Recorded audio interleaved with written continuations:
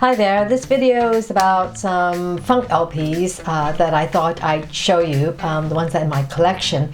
This is a bit of a response to some videos I've seen done in the vinyl community saying that there weren't enough videos about funk music or funk artists or funk bands. So here I go, I thought I'd throw in my 2 cents worth. So you can't talk about funk unless you mention George Clinton, so he's the godfather of funk. This is one of my favorite albums.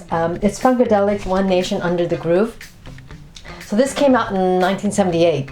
And I remember this was a floor filler whenever this song was played at our school dance nights, little disco night. I was very young, and I just remember the song. And I also had brothers and sisters who listened to funk, so I always heard it in the background at home as well. It was basically Funkadelic's most commercially successful album ever.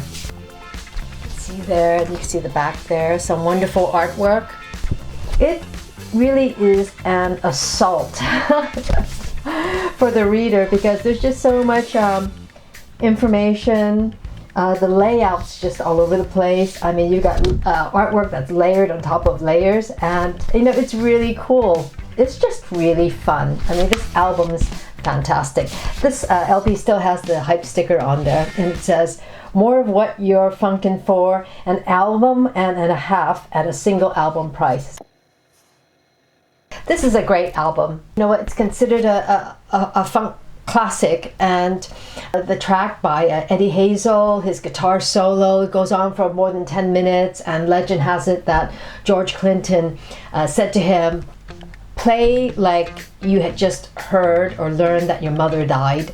And apparently he played the guitar for more than 10 minutes in one take. So that's the legend. But you got Parliament, also George Clinton, one of George Clinton's groups, or you know, he had this collective going on. So it was like Parliament, you know, Funkadelic, then Parliament and Funkadelic joined together and became Parliament Funkadelic, and then P Funkadelic. So it got a bit confusing. Funkadelic versus the Placebo Syndrome. It has the hit Flashlight, and I remember this song being played on the radio. It was another floor filler at our dance school night in junior high school. So Flashlight was a #1 hit on the R&B charts. Actually, it wasn't the first #1 hit for Parliament. Their #1 single, well, hit #1 was Give Up the Funk, Tear the Roof Off the Sucker. That was on the 1975 Mother Connection LP. Like earlier, I was saying how you can't talk about funk unless you mention George Clinton. So it's the same goes for Bootsy Collins. Bootsy, there you go. What a wonderful album cover. And there you go. You got Bootsy with his fellow band members. So the big hit for Bootsy Collins in his Player of the Year LP is Bootzilla. And re-listening to it, it is just so much fun, and he's really channeling, I didn't realize it at the time, the first time I heard the song, he's really channeling Fred Flintstone. He's singing Yabba Dabba Doo so often, and it's really cute, and it's just fun to listen to. So I just want to show you the gatefold here. It's quite cool. It's Bootsy. This LP and this one, Parliament, Funkadelic, and Funkadelic, One Nation Under the Groove, these all came out in 1978, so that was a pretty good year for funk. One of the lead vocalists for the Spinners, Philippe Wynne, when he left the Spinners in 1977, he joined Parliament, Funkadelic. And I didn't know that he actually sang on the song Not Just Knee Deep, because that was a huge hit. That was another #1 hit that topped the R&B charts, and that song featured in their Uncle Jam Wants You LP that came out in 1979. I'm a big fan of the Isley brothers, and you know, most of you know that they started out as like a Motown group. They've been singing since the 1950s. In the 70s, they came out with some incredible, really funky music LPs, and basically from 1975, 76, 77, 78. You know, those 4 years they produced these LPs. The heat is on, and the big hit here is Fight the Power. It is considered, in my view, one of the big funk anthems. This is a bit of a shout out to Craig at the vinyl record player. I just realized the Isley brothers were also into white suits. So you got white suit there, and you got a white suit there. So just to follow on your white suit theme. Here's another one, Harvest for the World LP. Go for Your Guns. Showdown.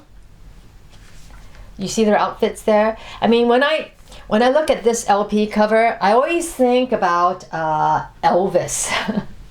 Because, you know, Elvis was wearing these kind of like white outfits when he was performing in Vegas.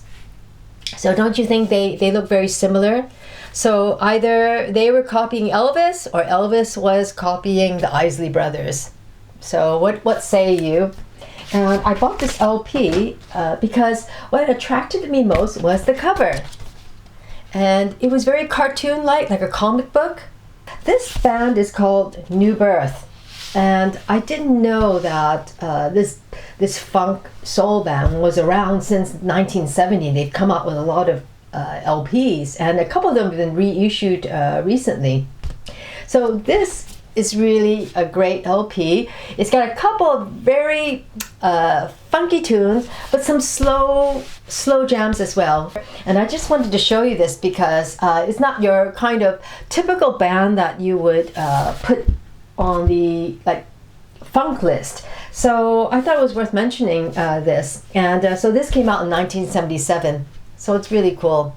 And you can't get more incongruous than seeing this band, you know, they're being depicted like they're having a chariot race, and they're in like Roman attire. This came out in 1995, and it's called A Selection of Killer Cuts from the Eastbound and Westbound Collective. It's got a great collection of funk and funk jazz songs by a number of artists who I didn't even know about until I bought this LP.